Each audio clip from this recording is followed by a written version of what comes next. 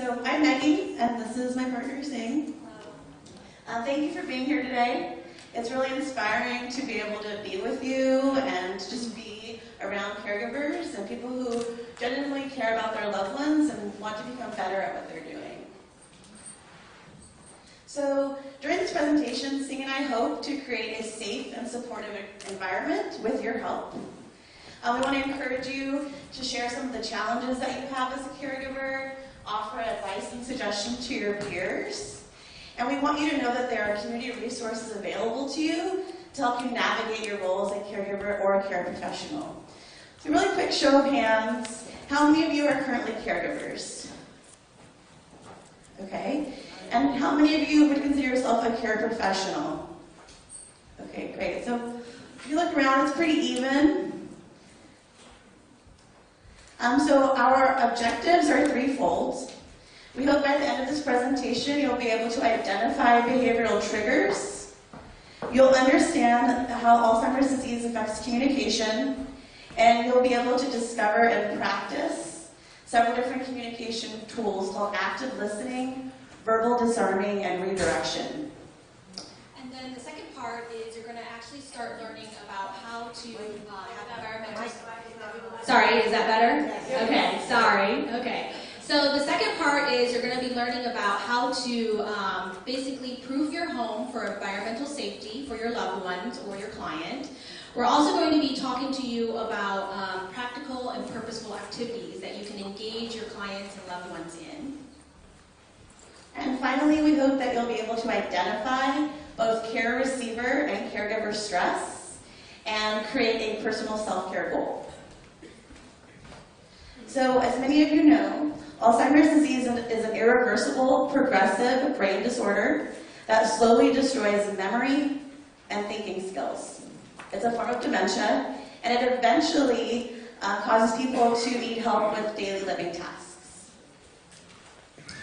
Here you can see some of the symptoms of Alzheimer's disease. So just a quick show of hands, how many of you notice personality changes in the people that you're caring for? How about, are they disoriented between where they are and what time it is? Do they ask you the same question over and over again? Right. So these are common, and again, I just want you to keep in mind that everyone's path in life is unique, and the symptoms that they have are going to be different. So there are no universal things to keep in mind, and just know that they may have some personality changes in the mid stages of the disease, and maybe towards the later they'll kind of become that sweet person you really love, as opposed to that really argumentative or angry person. So just giving people a chance to change is really helpful. So some of the physical changes to look out for, and this is important when we talk about the environment and how we set up our caregiving environment. Keep in mind that sometimes people experience physical changes before there's any serious memory loss. So some common situations to look out for and challenges include loss of balance and coordination, weak muscles and fatigue, trouble sitting or standing for a long period of time, kind of shuffle their feet when they walk, they're more likely to fall.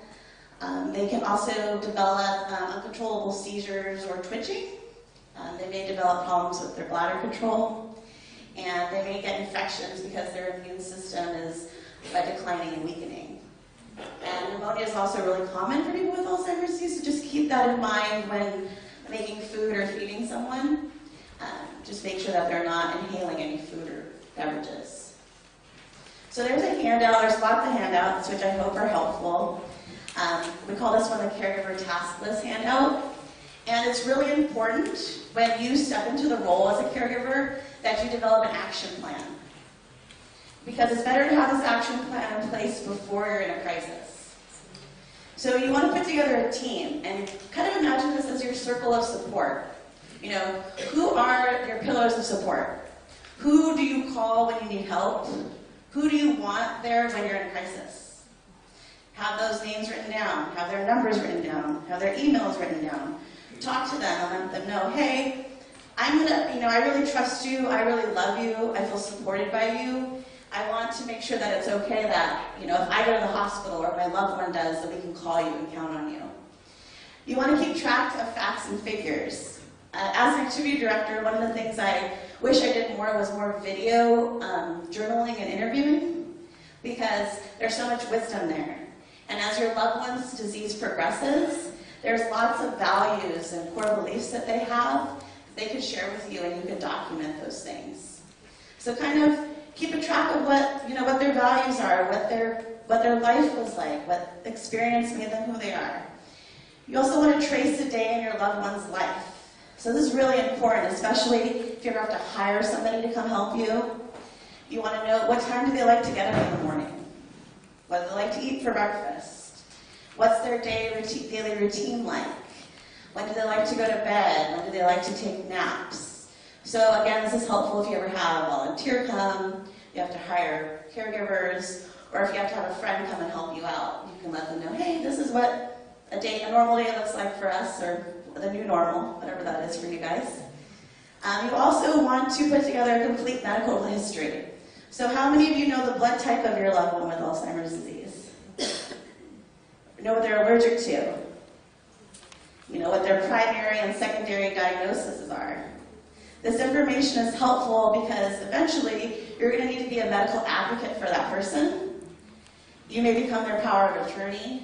So you need to know this information about them, their history, so that you can ask the doctor the questions that are important to you and to your loved one.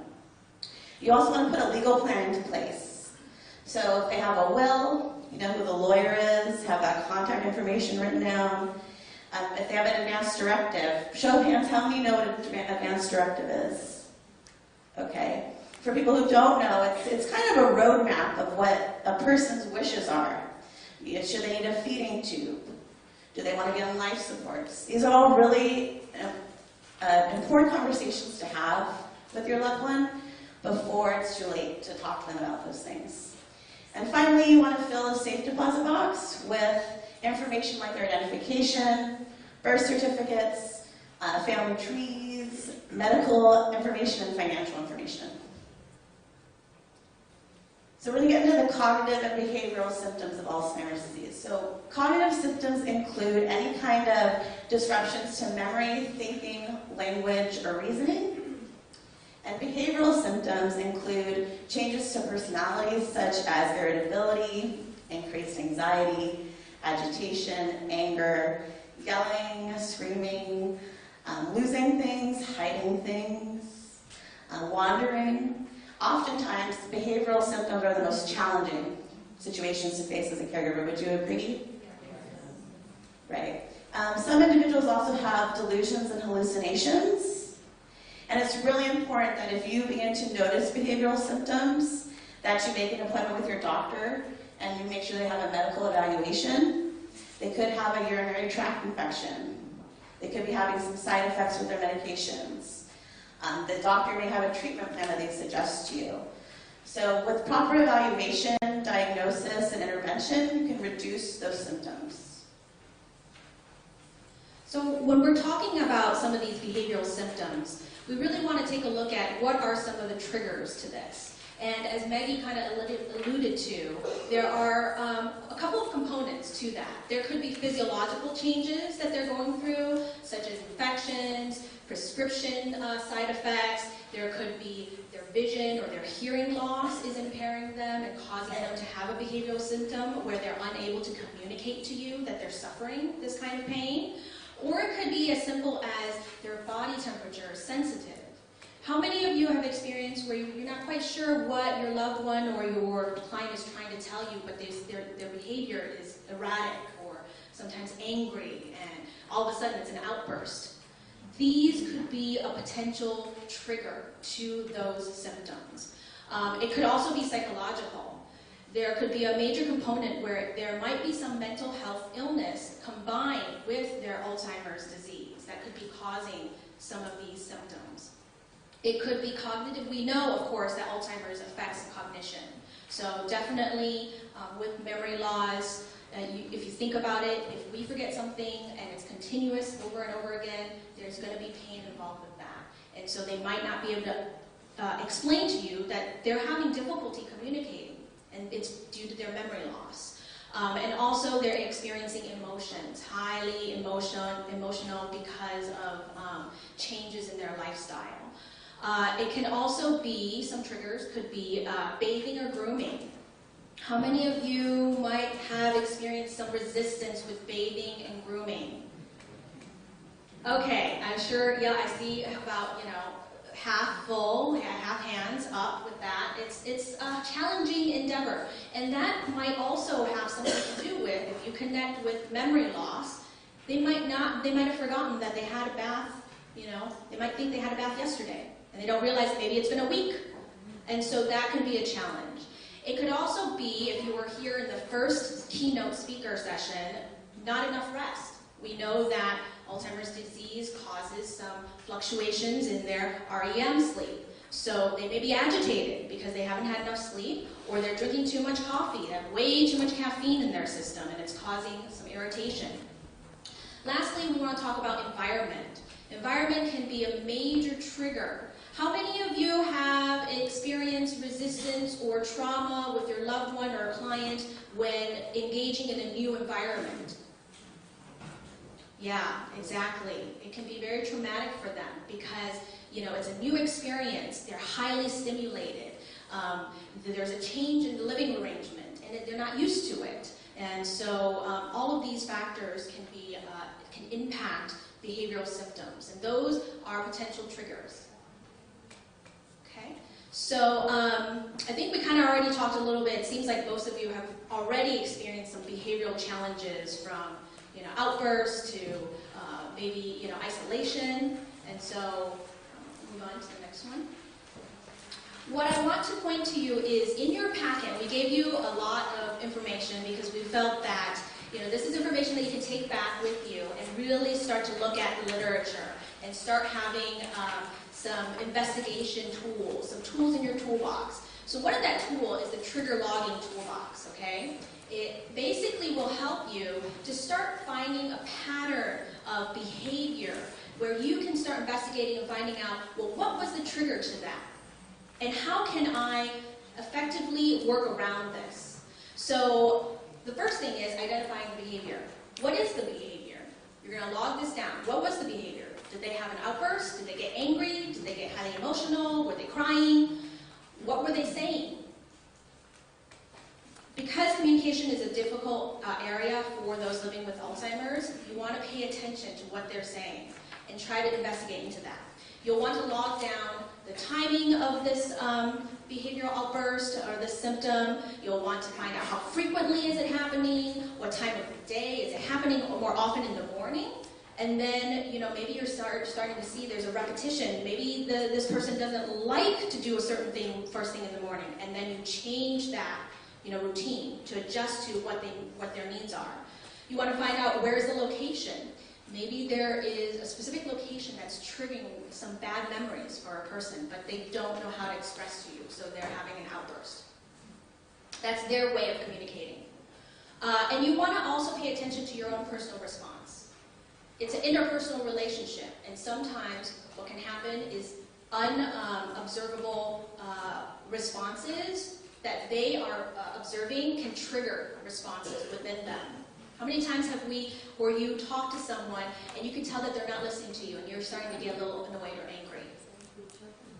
That could include children or just anybody in your life where you feel like you're having a very important conversation and they're not listening to you and you get agitated.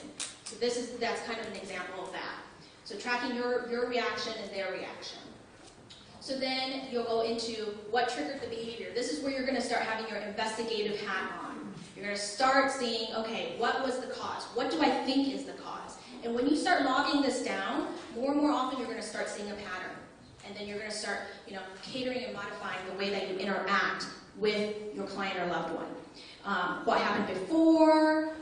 Again, like I'm stressing, it's very much an investigator hat that you're wearing.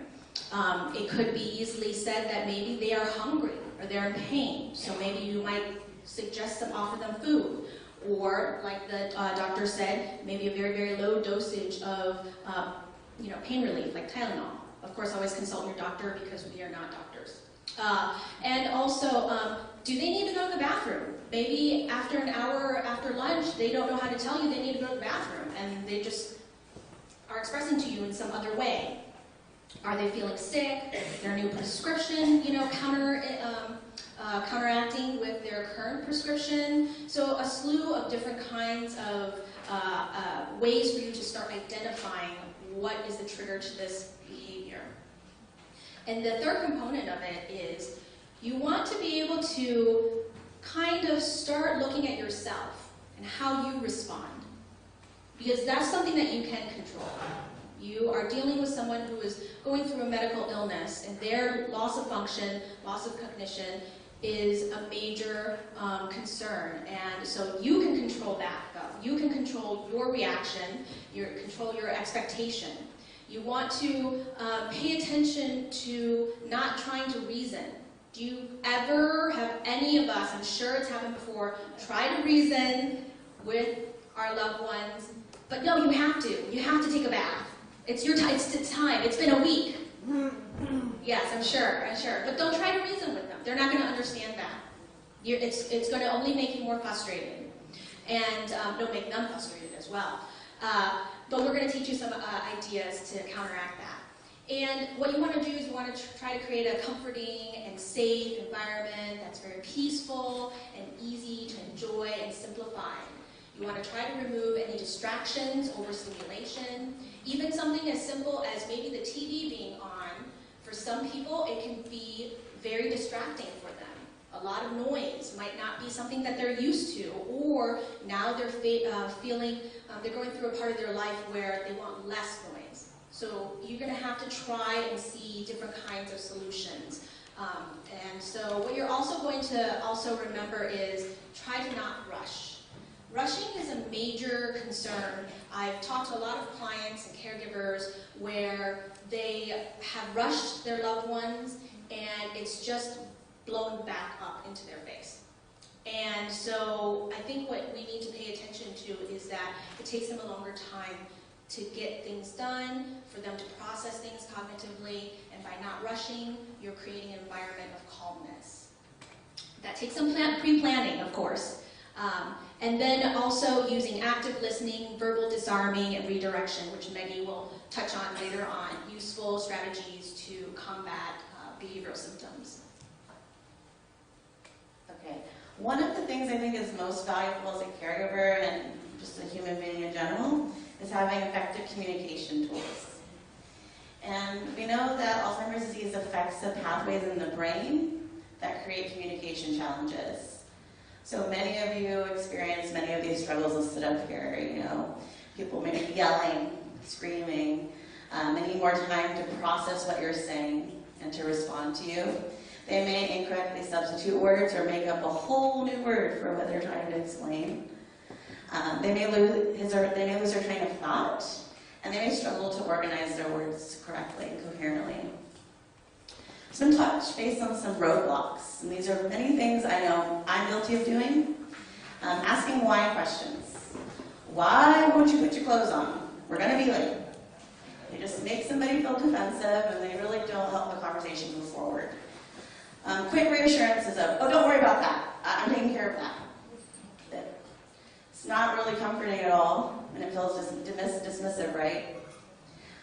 Advising. Mom, I really think it's time you move to assisted living. You're totally taking the power out of, your mother's hands, and probably scaring her is where you could open up a conversation and create more dialogue. Digging for more information when someone doesn't want to talk about it. That's going to just stop your loved one from communicating to you. They may shut down. They may begin to isolate a little bit more. Patronizing. Oh, you poor thing. I just know what you're going through. When in reality, we have no idea what they're going through. And ordering. All those shoulds, woulds, coulds, why won't you? Why can't you?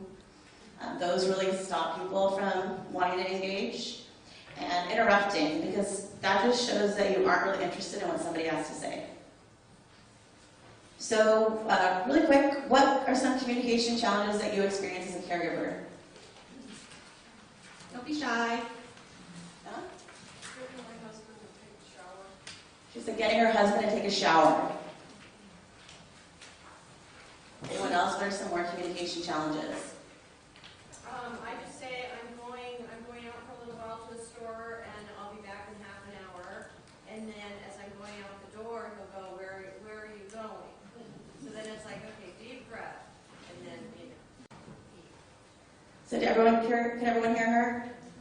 In the back. She was saying that she'll let your husband, right? Yeah. She'll let her husband know that she's going to the store, and she'll be back shortly. And then she'll be about to leave the house, and her husband will ask her where she's going. Anyone else? Or, sorry, I love the hands. How to keep my mother from running away. How to keep my mother from running away. When something's odd happening or whatever, my husband placing blame on me. Must be you. She said when something odd is happening, her husband's placing blame on her. This is just communication, but my mother no longer has the noun in her sentences. She said her mother no longer has the noun in her sentences, so it's like, what and who are you talking to? I have another one. My husband blames, we have a teenager, and blames everything on, because he's paranoid now, and that there's drugs being put into the air through the humidifier. So she's saying that her husband's, So he blames the teenage behavior on drugs being put into the air. so her husband's feeling paranoid and is blaming her son for drugs being put in the air. In the humidifier, she was saying. Right. My mom is in assisted living and she has a view of the circular driveway in the front and she sees every ambulance that comes in. So she worries about why the ambulance is there and who they're coming to take and what's going on. So it's kind of reassuring her and redirecting her away from that. Spirit that she has. I really appreciate everyone sharing that. Go for it. Every conversation ends in tears. So you're not alone. I hear so many of you like nodding your heads and just, really understanding each other. So just some really basic communication tips. You want to introduce yourself by name and use the care receiver's name. So, hi, Sam, my name's Maggie. It's so nice to see you. Maggie.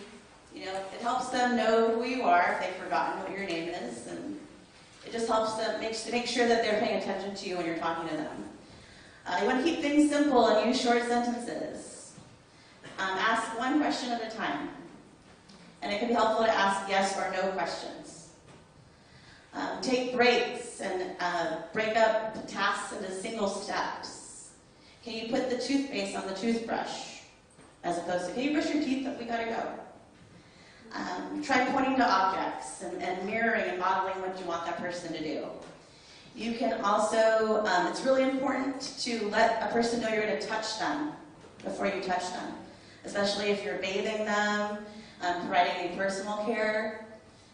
And especially, it's also important to just really listen and just be as patient as you can and really be compassionate towards yourself. Because in some ways, it's a one-way street, right? You can really listen to what they're saying, but they may not be able to listen or comfort you. So just really being compassionate with yourself. So what makes you feel heard when you're talking to someone? A response? Eye contact. Gestures, nodding, great. And how do you show a person that you're listening to them? Eye contact? You learn? I heard it, someone else said it. Okay. Being on the same level. Asking questions, being on the same level. Instead of standing to someone sitting, get down. Right, so make sure that both the speaker and the listener are on the same level. Paraphrasing what they said back to them. Paraphrasing, great. You You guys already finished this know. class. Yeah, I know, you guys already know everything. Is paraphrasing verbal disarming? That's a new phrase. We're gonna go through and I'll kind of explain a little bit more, and at the end of verbal disarming, if you have another question. So active listening is a way of responding to another person that improves mutual understanding. You can find more information about these tips on one of your handouts in your packet. But it's a way of making sure you're really hearing the contents. And many of you said eye contact, make sure you're at the same level. You want to listen for feelings. So someone could be talking about something nonsensical, you know, like those little green men, they keep taking my wallet. You know, and so I try to listen to what that person's really feeling. Maybe they've lost something. Maybe they feel violated. Maybe they feel like they don't have control anymore. You want to observe body language, especially your own. You want to make sure, you know, are your hands on your hips? Are you tapping your leg? Are you pointing? You want to have an open stance. You know, take some deep breaths in when you're listening. Focus on your breathing. You want to show empathy and be curious. Ask questions. Can you tell me more about that? I want to know more. Can you tell me? Even if you've already heard the story 1,000 times. Active listening is a way to just make sure a person feels heard and feels understood. Paraphrasing. So someone's telling you a story. So you could start off by saying, what I hear you saying is, you really don't want to take a shower right now. You know, because they're pacing around, they're yelling. So just making sure at the end, just saying, do you think I got it all? Do you think I understand? Is there anything else I need to know? Again, these techniques take time, you know, and it takes a lot of patience, but if you can really be an active listener, it'll make your life easier because they won't escalate to the point where it gets really challenging. Okay, verbal disarming.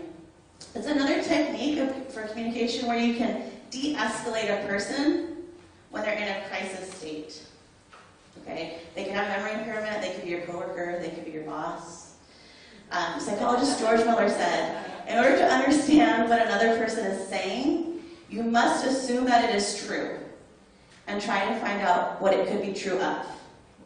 So verbal disarming, it requires validating what a person is saying by agreeing with them. It also requires asking questions so you can understand the thoughts and feelings behind what the person is saying and what, you know, how they're feeling. When you let go of the need to orient or control a situation, you can diffuse their resistance. So here's an example.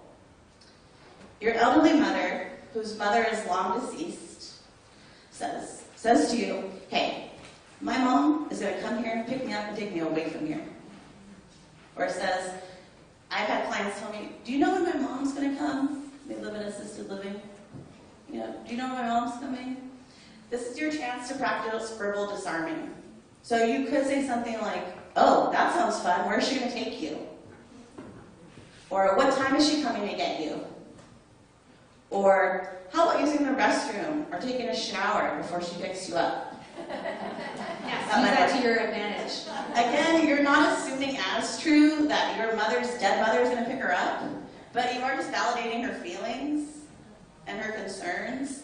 And if you ask that first question, oh, that sounds fun, where is she going to take you? Your mom may tell you where she wants to go. You know, maybe she's afraid. And we all know, you know, some of us have positive relationships with our mothers, some of us don't. But moms can be comforting in some ideas or ways. So maybe she's just afraid or scared. So just kind of keep that in mind. Any kind of questions about verbal disarming? I know it seems counterintuitive because you're like, no, your mom is not picking you up. It sounds similar to role playing. Okay. With dogs, that word validate makes me think of role playing.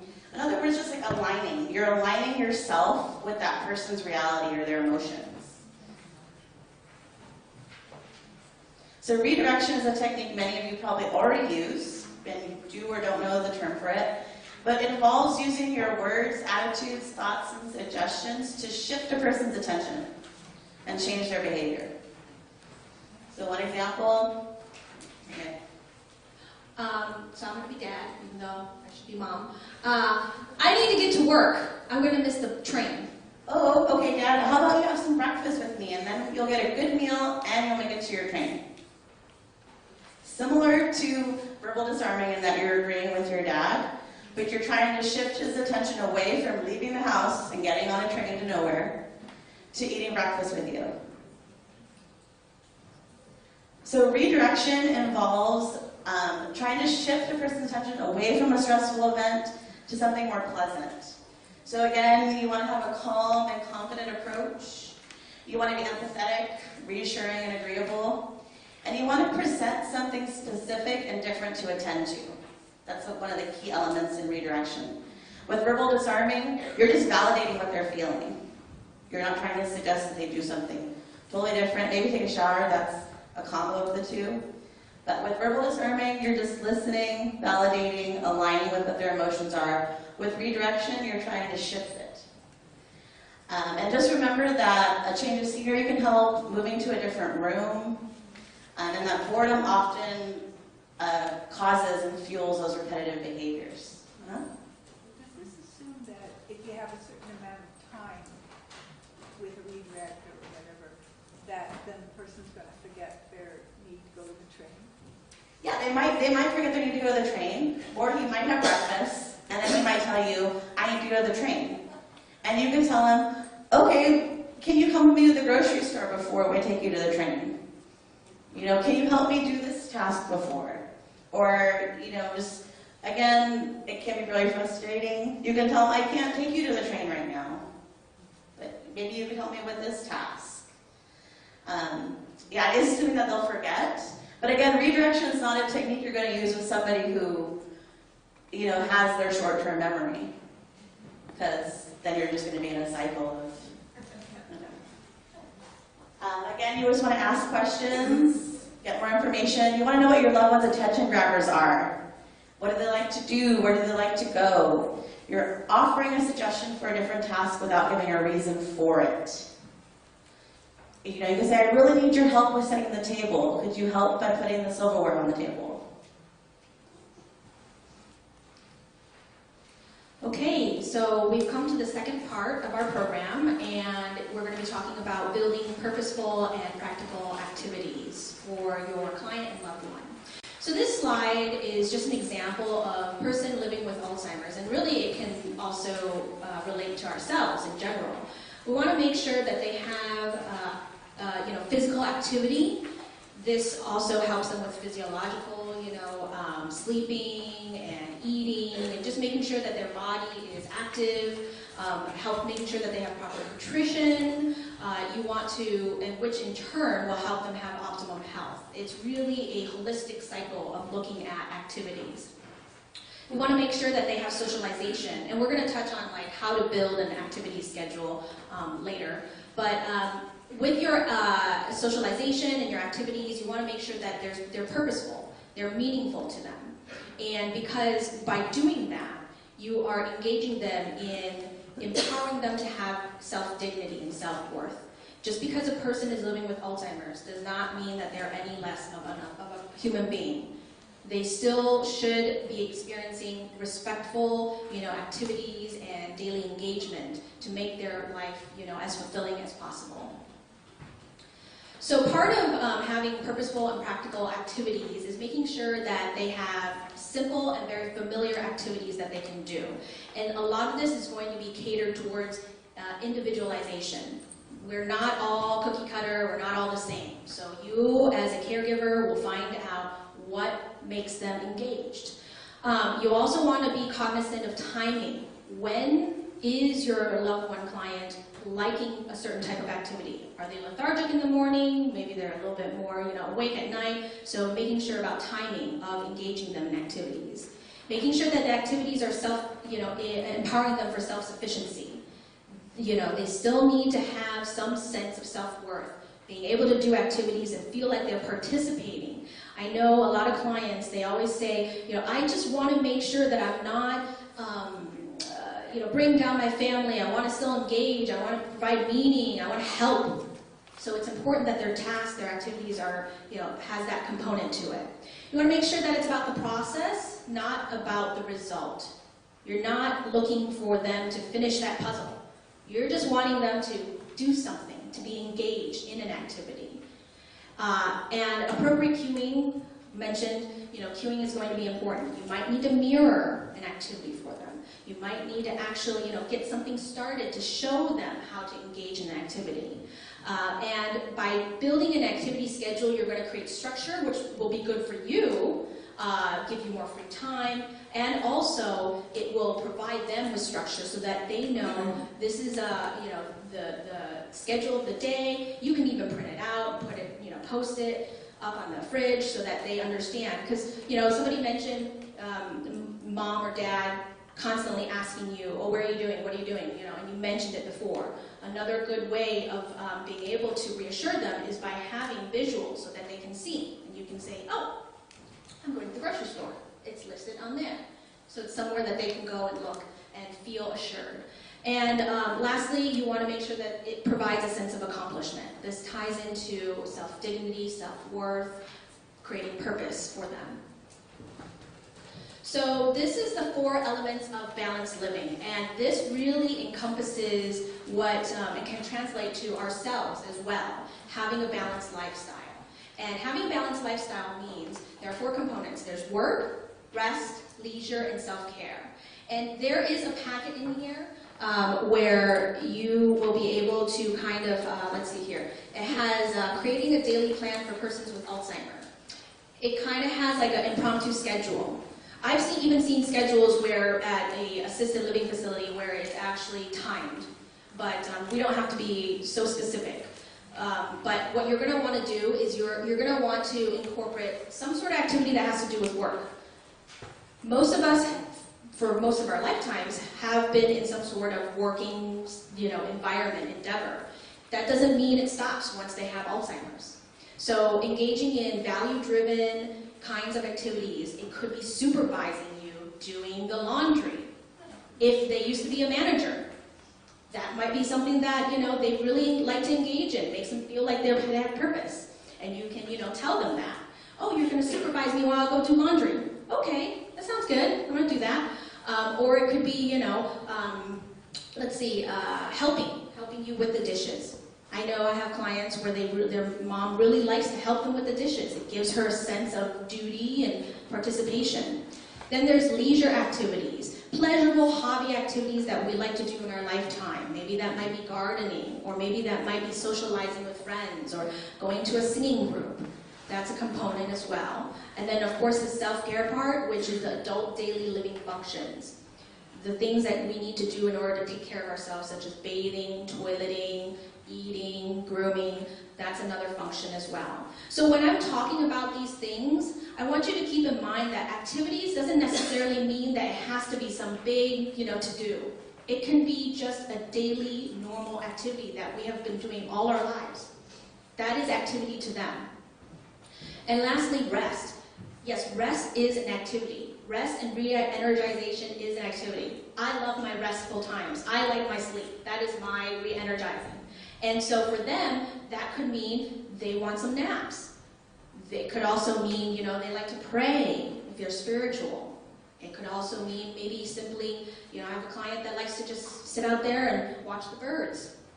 That's an activity. So keeping the 4 balanced living elements is important in creating your activity schedule. There's a lot on here. But I think the thing that I want to keep in mind for everybody is that it's individualized. When you're creating your activity schedule, modification is important. If you don't know who your family member is as far as what they like to do in the past, what kind of job they had in the past, how do they like their preferences with grooming and eating, these are things that you want to find out. Maggie talked about having, a recording of your loved one, really getting to know who they are is an excellent idea if you can. Or you might, if you're a caregiver, a professional caregiver, you might want to talk to family members and get to find out what this person, who they were before, they started having Alzheimer's. So then that way you can start actually creating an activity schedule that is modified and successful to them. Because I might not like ping pong, but I might really love, playing poker or mahjong. So that's really important. And you also, if you're a care professional, even if you're a care professional or a caregiver, you want to share your endeavors, what you're trying to do with other family members so that they can get on board with this. So that they know and they're aware that you're kind of creating an activity schedule and you want more information. Because maybe your sister might remember something about your mom that you didn't know about. And also something important to keep in mind is there will be some confusion, memory loss, cognitive impairment, decline. So try to keep your activities focused with the environment. So for example, mealtime, you're going to be doing it in the kitchen, right? Prepping for food or in the dining room. If you're doing grooming activities, keep it in the bathroom, right? Or if you have a vanity area.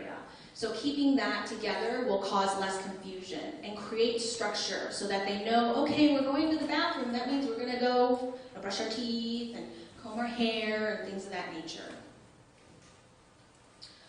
And this slide, what I really want to focus on is part of planning the activities is also being familiar with the person living with Alzheimer's, where their gross motor function skills are at the moment. Because we know from mild to late stages of Alzheimer's, there's a huge difference in what their motor skills are.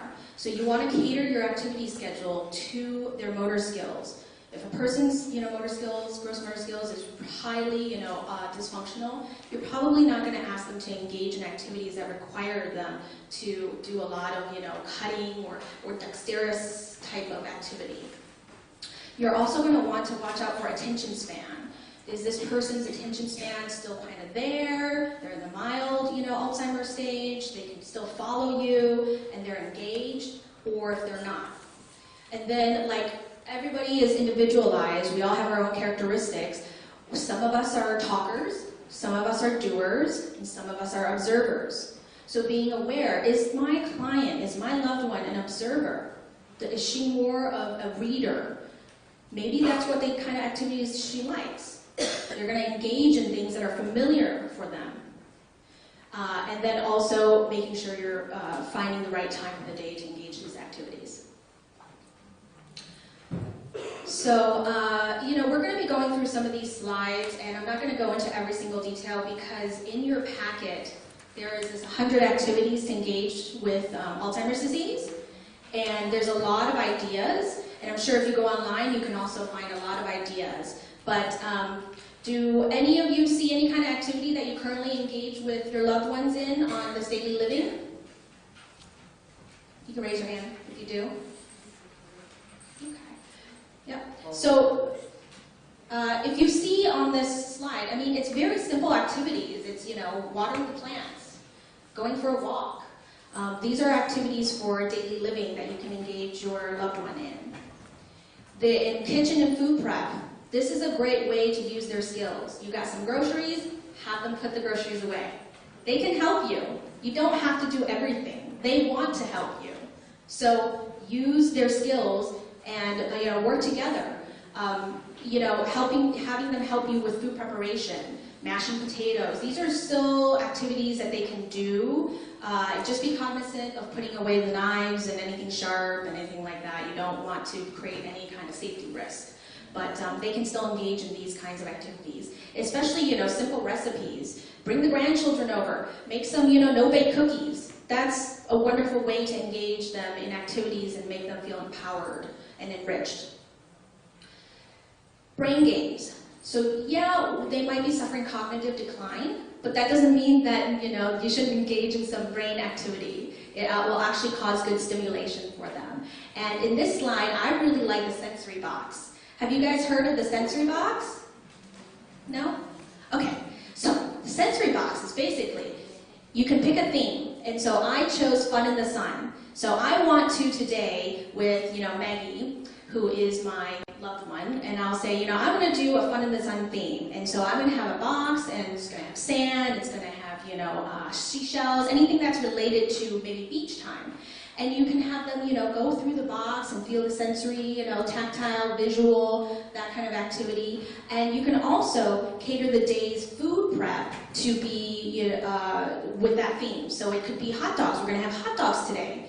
When you go to the beach, you usually have hot dogs or hamburgers, things of that nature. And you can also invite them to do activities that are outdoors. Maybe if you can't physically go to the beach, maybe you can go to your backyard and just put on some sunscreen, which is good for you, and then lay out in the sun. That's an activity. So there's a lot of different kinds of activities. These activities will stimulate their brain, their cognitive function, and even as simple as asking them, okay, if we're going to go on a picnic, what should we bring? And they can tell you, oh, we will bring, you know, napkins, and we will bring, you know, a blanket. So that's an activity.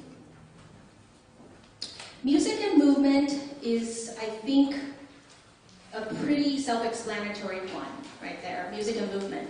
So engaging them with listening to music that are from their era that they might like to enjoy. I put down, you know, the Beatles, Elvis, Ray Charles, but whoever they enjoyed in the past, it's a good idea to engage that kind of music. I do want to note that if you're using relaxation music, try not to use nature music that has like streams or water sounds.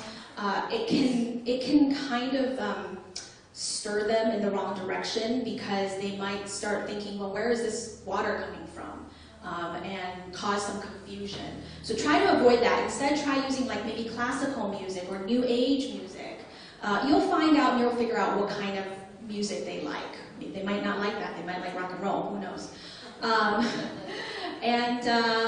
Again, you know, movement, getting them exercising, it's really going to help with their stimulation with restless leg syndrome, with sleeping. I think we don't do enough of that, is getting activity, physical activity, engaging in that.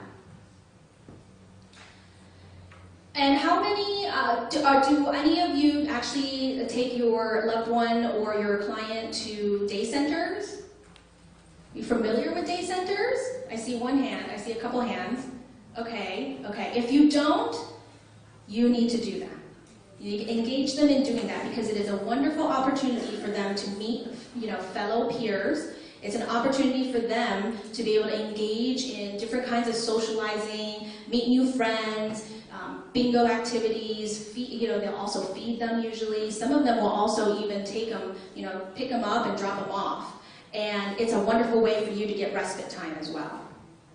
So really take advantage of that. Some challenges to that, I do know, is that some folks don't like the idea of having to go to a day center. They think that you're dropping them off and it's like not taking care of them. Well, you might want to approach it in a sense of, we're going to go volunteer at the day center. Maybe you go the first time with them. Then they really like it. Because there's that apprehension, right? It's unfamiliar. It's not something they were used to doing before. So you might have to, you know, think of some innovative strategies, but that might be one way to do it. And then, of course, there's other different kinds of socialization you can engage in. When you're heading into middle stage Alzheimer's, your cognitive and your physiological functions are declining a little bit. But they can still experience hand-eye coordination type activities. So a way to do that is sorting things. Having a glass full of buttons and letting them sort through these kinds of buttons can be an activity itself. And it kind of gives you some time to be able to do what you need to do. It could be emptying and inserting things, cleaning out the drawer, cleaning the closet. So really activities that can really help you as well. And lastly, the late stage Alzheimer's activities is really, again, focused on 5 sensory because they can still see, hear, touch, feel, you know, smell. And so any kind of activity that's geared towards that, like I mentioned, being able to sit outside and watch the birds, that is an activity. Providing them with maybe hand motion therapy right before they go to bed, that might be an incentive. And you can pair that with an adult daily living activity that you might feel challenged with. So incentivizing them with it. So pairing those things up, especially with the taste. Have any of you used the strategy of I'll give you a lollipop if you do this? Right, candy or, yeah, so giving them that incentive to do something that you find challenging with them will be a useful activity, a purposeful activity for you. All right, so we're going to talk about environmental safety. And there is in your packet an environmental safety checklist. And this checklist, I love it because you can just go home and you just can start checking off this list. And it will really help you with a lot of these issues that you're going to find with environmental safety. As you know, the person living with Alzheimer's is declining, there might be impaired judgment, There might be lost sense of time. There might be wandering. Behavioral changes we kind of talked about. Physical changes, they might start using 4-wheel walkers or 2-wheel walkers or wheelchairs. And there also could be changes in their 5 senses. They might not be able to see things as well because of glaucoma or cataracts. So you'll want to have kind of, I almost think of it like baby proofing, but it's Alzheimer's proofing. You're going to proof your house. And again, like I said, this is all in your environmental safety checklist. What I did want to focus on with the interior and exterior of the home is if you have someone that's a wanderer, and if you're not already, are you guys familiar with Medic Alert? Okay, perfect, good. If you're not, Medic Alert is basically a wrist bracelet that your loved one can have, and if they wander, you call an 800 number, and then they'll be able to locate them. And so that's kind of a safe of mind, kind of peace of mind thing to have. But for those that are wanderers, you might want to consider disguising your locks from deadbolts so that they're not easily able to open it and then wander off. Definitely take care of your keys, hide them so that they're not a risk to traffic and other pedestrians. I know some Alzheimer's patients still drive, so you'll want to keep in mind of that. Also, I would say from earlier learning about how light affects sleep, it would be good to have colored stickers. You can get those kind of films to kind of reduce too much light coming in at night if they have a very bright window next to where they're sleeping. And then there's some other ideas as far as, basically removing objects from pathways. It's kind of sense, you understand, like you don't want them to trip on something, so you want to proof it. So you might want to get rid of some big objects and whatnot that's a potential for a fall risk. In the kitchen, I think the most important thing I would recommend is getting those childproof locks. My sister-in-law has 2 little girls, and she has childproof locks, and I think they're just the greatest idea. Because once it's locked, it's not easy to open, and so you can really protect all your appliances, you can protect all your cutlery, and that way you're protecting your loved one from any risk. And also I thought was really good is storing small appliances, or even your appliances now there's like appliances that are auto shut-off appliances. So that's a good, effective way to be rest assured that it's going to turn off. And even you might want to consider shutting off some of the gas if you are, I know some clients can turn on the stove and forget to turn off the stove. And that can be a major risk if you're not monitoring. I think the bedroom, something that I like to really keep in mind is having durable medical equipment that will help prevent fall risks. Durable medical equipment can include bed rails, it can include 3-in-1 commodes, and if you have an agency where you're working with that can help you with that, or even there are medical supply books, usually it can be covered through Medi-Cal, Medicare. So that's important to have. In the bathroom, again, making sure that there's a durable medical equipment such as a bench and a handheld shower, so if they're limited range of motion, they're not trying to grab something and then slipping. Making sure that there's slip mats, textured slip mats, so that they can feel secure. I thought this was really good too, is to reduce the temperature of your water. That can really reduce potential for scalding. And also, of course, monitor when they're using any kind of appliances, electric appliances. Okay, so now we're going to talk about caregiving and stress. And I put these 4 pictures up because I'm sure at least someone in here has experienced this kind of symptom or felt like one of these ladies or in the picture. Definitely with caregiving, there is stress involved. In our daily lives, we have stress, but being a caregiver can be very stressful because you're not only taking care of yourself and your family, you're also taking care of your loved one. And so we're going to talk about caregiving and stress and how you can manage stress. So how many of you get easily agitated? Okay. How about maybe you feel resentful that other family members are not helping you? Maybe you're the only one. Okay. How many of you feel guilty for taking time off to take care of yourself? Okay. So if you've answered yes to any of these questions, you are experiencing compassion fatigue. You are experiencing compassion fatigue because you are caring for a loved one or a client, and you are experiencing psychological, physiological, emotional dysfunction. And you're not able to take care of yourself. You're not able to, some of you might become compulsive addicts. It could be maybe you're drinking a little bit more, or maybe you're drinking a lot of coffee to stay awake, or you're eating a lot. I'm the eating a lot. Or you might feel emotional distress, being depressed, and feeling isolated. So this is all symptoms of compassion fatigue.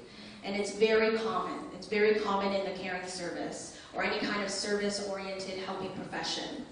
So what I want to remind everybody is that this is something that can be worked on. You don't have to suffer from compassion fatigue.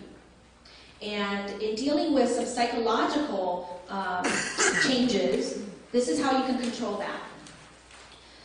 One of the things that might happen, and you have this in your packet, is you might start experiencing negative thought patterns. I don't know about you, but sometimes I experience negative thought patterns and I'm outside of the caregiving environment, and I have negative thought patterns. And it's easy to fall prey to negative thought patterns. It could be something like, I'm generalizing. That's just the way he is. That's just the way he is. There's no use. Or personalizing. Feeling like, I told him to stop doing that, and he's still doing it. You're personalizing that situation and not seeing it from maybe the Alzheimer's. And it's okay, it happens. You might experience emotional thinking or defeatist. What's the use? What is the use? Everything I do is not enough. Or you might go into a regret. This one, I know some caregivers experience this. If I had only been there, then they wouldn't have fallen. Right? You associate some guilt with that. You're tuning in the negative and tuning out the positive because you're stressed out. And all you keep thinking about is, oh, not something else. Or black and white, I will always do things this way. You know, I always do things right, or I always do things wrong. Some of these are very minimal. You might not think they're negative thought patterns, but they are. And a doomsday, it's just hopeless. Everything is going wrong. So it's okay. It's okay if you have negative thought patterns. It's something that can be changed. Just like a behavior can be changed, psychological thinking, cognition can be changed as well. So first being aware of that. And in your packet, there is this little, thought log. And just like how we talked about investigating triggers for your care receiver, you're going to do the same thing for yourself. By doing this little, thought log, you're going to be able to pinpoint what your negative thoughts are. And this is going to help you become have more positive outlook in life and change the way that you respond and have better communication. It does have to do with, working on ourselves as well. So you might do, what is the negative thought? And what happened when I had that negative thought? And as you follow this, what I want you to keep in mind is these two components right here. Is it exaggerated, and is this thought true?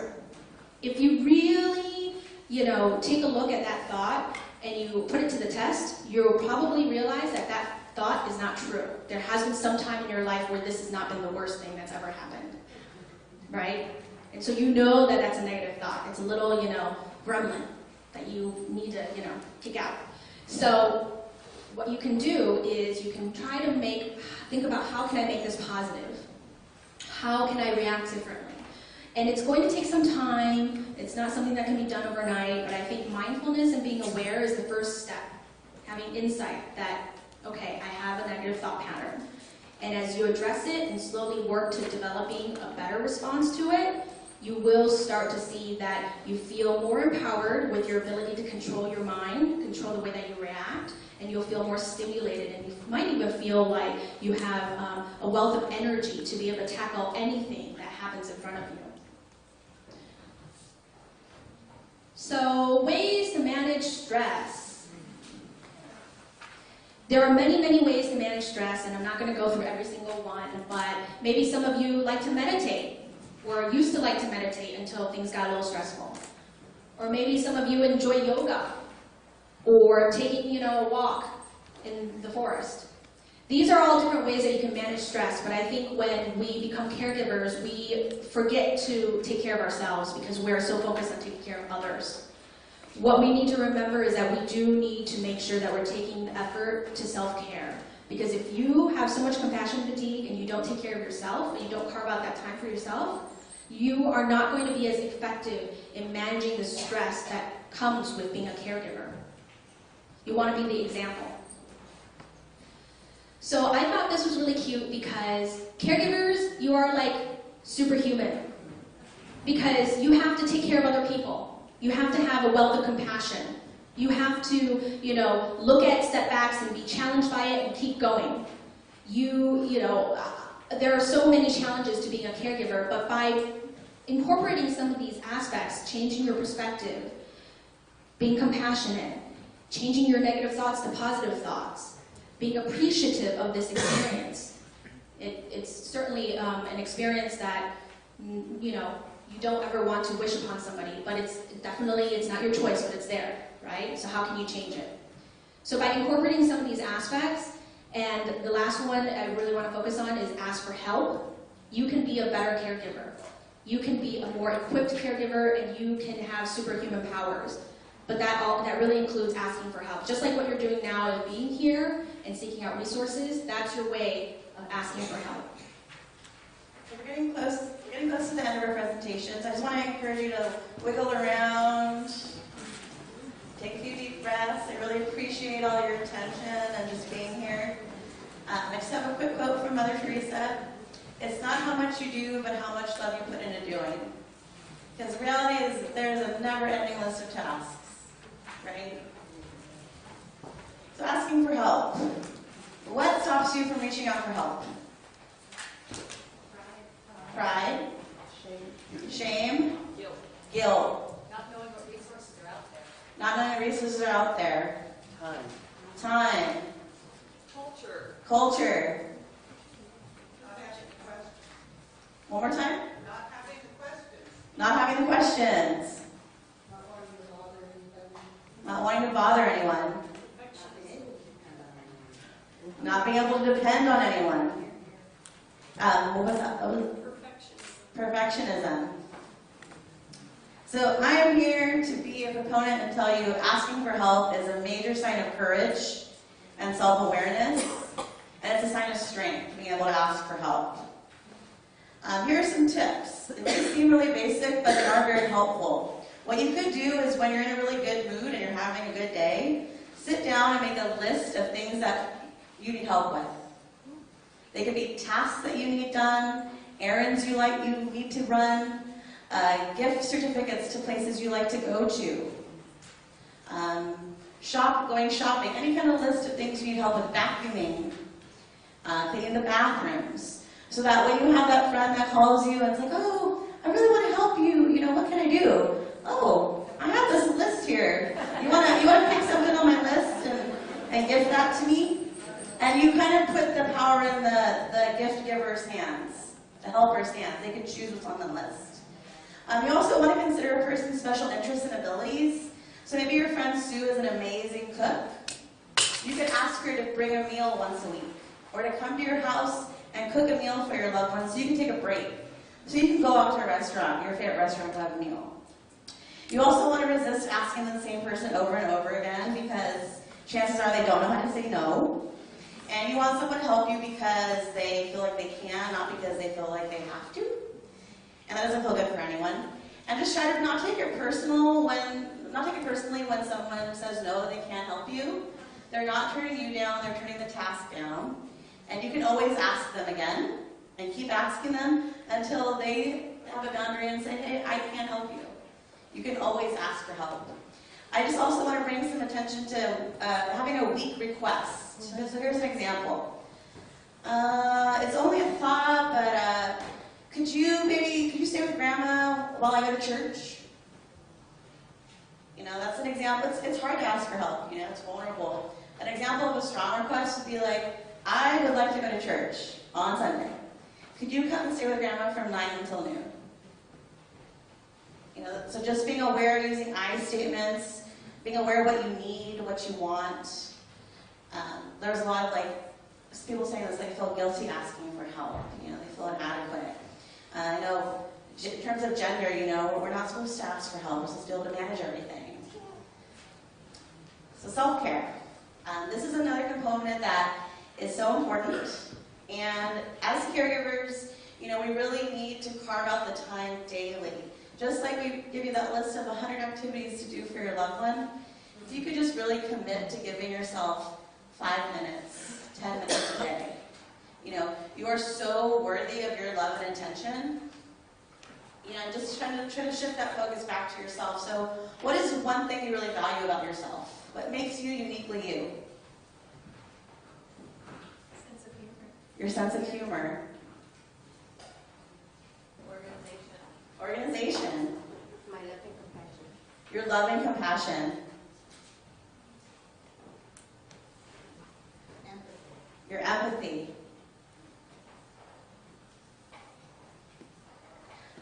Okay, how about what's one achievement or moment where you felt empowered?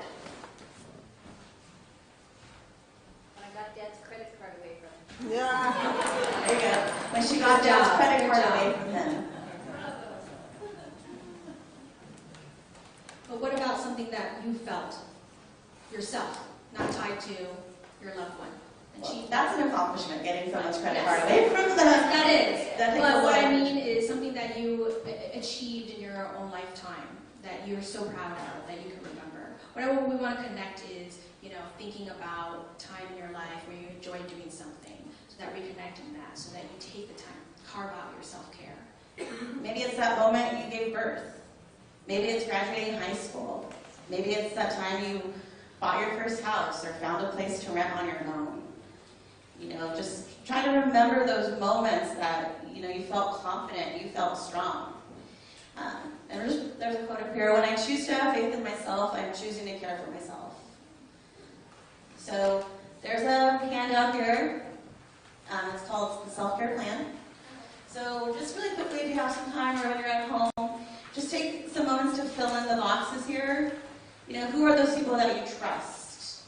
What are your hopes and dreams? Do you remember your hopes and dreams? You know, like they seem to have disappeared, right? When you got that call that you're going to be a caregiver. But just, what are they? Maybe your hope is, I'll go to the beach this summer. You know, have a picnic. I'll go get a manicure. They don't have to be huge, you know, goals or accomplishments, but just try to remember what makes you happy.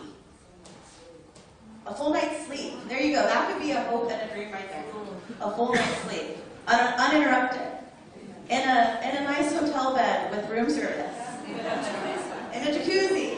You know, dream big. You can dream big and small at the same time. How do you relax your body? How do you relax your mind? Just think about those things.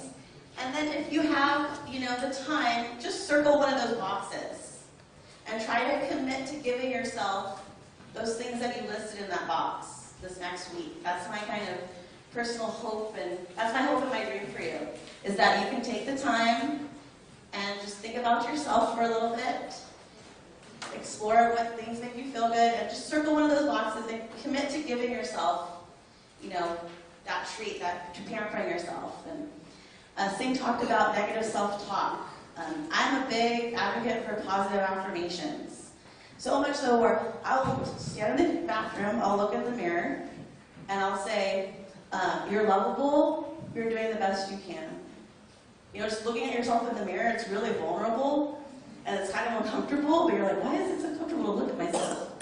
But just saying, or even just saying, today I will drink a glass of water. You know, today I will get some fresh air. Just a positive affirmation that can help redirect you and help you focus on self-care. And again, just thinking of things that you're grateful for. You know, just, it's so hard, self-care. I truly believe that caregivers are the best people who really know how to practice self-care. Because good caregivers know when to take a break, you know when to ask for help, you know, and they know not to be hard on themselves, that they're doing the best that they can. So I just want to thank all of you for being here today. It's an honor to talk to all of you. It's amazing and inspiring that you spent the whole day. I hope you got to have some connected conversations and you got some resources, and just stay connected to each other, keep learning, keep growing. You know, we are lifelong learners. And just a quick quote here: to love a person is to learn the song that is in their heart and to sing it to them when they have forgotten. So are there any questions, anything we shared, or feedback? Well, thank you so much for staying awake after lunch. We really appreciate that. And we hope that you have all the tools in your toolbox to continue to be a strong caregiver and to take care of yourself in this long journey. Oh, good.